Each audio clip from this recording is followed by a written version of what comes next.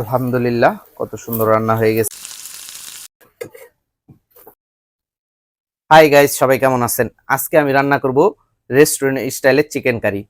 তো ভিডিওটি দেখতে থাকুন। প্রথমে তেল দিয়ে নিলাম, পেঁয়াজ, রসুন, কাঁচামরিচ একসাথে এগুলো কেটে নিয়েছি। এখন গরম তেলের মধ্যে দিয়ে দিব।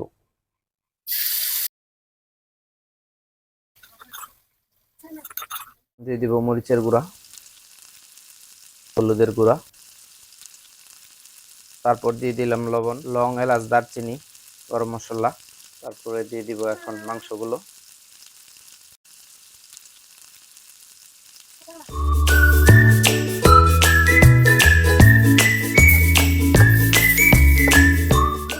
কষানোর জন্য এখন দিয়ে দিব পানি।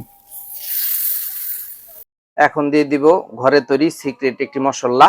মশলাটা কিভাবে তৈরি করলাম যদি জানতে চান তাহলে কমেন্টে জানান।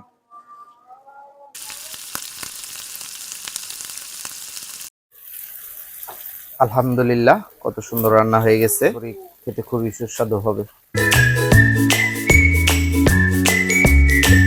রান্না শেষ, এখন খাবো।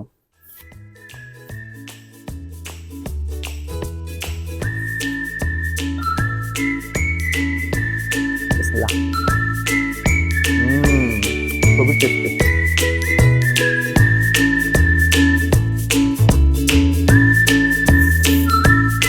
পারফেক্ট।